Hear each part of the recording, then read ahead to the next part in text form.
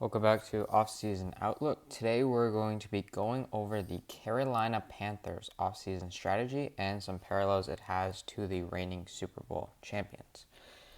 First off, Dan Morgan and David Tepper and Dave Canales have made it clear that their strategy is to draft the biggest, most athletic players while prioritizing premium positions with their top draft picks.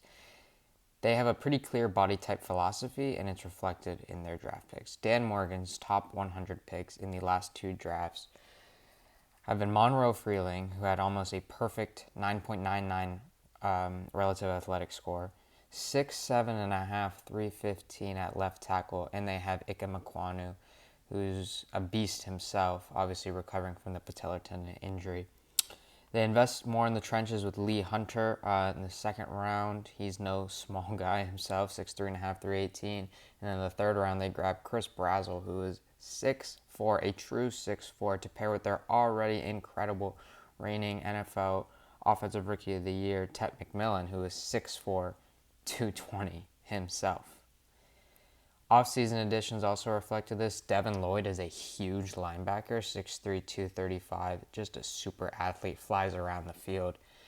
And Jalen Phillips, 6'5.5", 260, gets a ton of pressures on the quarterback. He had a 9.87 RAS score himself coming out of Miami. He was always a super athlete in college, whether that was at UCLA or at the U. The Carolina Panthers see the blueprint set in forth by the Seattle Seahawks, where you don't need a superhero at quarterback, think your Josh Allen's, your Patrick Mahomes, to go all the way. It's really just good quarterback play, which they can get out of Bryce Young, like Sam Darnold, if the supporting cast clicks. Listen, the Seahawks built their team by drafting big trench players early and skill players. Think Gray Zabel, Byron Murphy, Charles Cross, JSN. This is exactly what the Panthers are doing with Freeling, Hunter, Tet. They both have that game record in the middle as well. Seattle went out and got it in a trade with Leonard Williams. Carolina has had it for a while with Derek Brown. He was another very high draft pick, not of Dan Morgan, but very high. Bryce Young has had a very similar start to his career when compared with Sam Darnold. Both were very high draft picks. They both struggled on terrible teams. Both were Panthers. The difference with Darnold is he bounced to Kyle Shanahan and Kevin O'Connell and benefited greatly from their mentorship. But Bryce Young is improving. He has gotten better every season, bettering his abysmal negative .23 EPA per play in his rookie year where he got benched, with negative .03 the last two seasons, almost breaking even. And that's really all the Carolina Panthers need him to get to. They don't need him to be Josh Allen. Comparing Sam Darnold and Bryce Young's first 3 years in the NFL, Sam Darnold's was obviously with the Jets, Bryce Young's with the Panthers. Completion percentage-wise, Sam Darnold was at 59.8, Bryce Young at 61.3. Passing yards nearly identical, about 8,000 each. Touchdowns almost identical, Sam Darnold 45, Bryce Young 47. Interceptions, Bryce Young 28, Sam Darnold 39. 39 interceptions. Passer rating, Bryce Young beats him out again, 81.1, Sam Darnold 78.6. Win-loss almost identical as well. Bryce Young 14 and 28, Sam Darnold 13 and 25. Eerily similar between the two high draft picks. The similarities to Darnold and Young's early years and recent climbs are stark. Darnold's time with the Jets was tumultuous. Young came to a team that changed coaches midway through his first season with the firing of Frank Reich. What a mistake that was, bringing him along. But now with Canales, things have stabilized, and he's continued to improve and play better football, just like Sam Darnold did when he got to stabilizing franchises like the Vikings, like the Seahawks. Young had 6 game-winning drives this season alone, and his 12 since his rookie year are the most in the league over that span. And I think you got to point that out. Listen, Bryce Young has it in him, okay? He played big-time football at Alabama.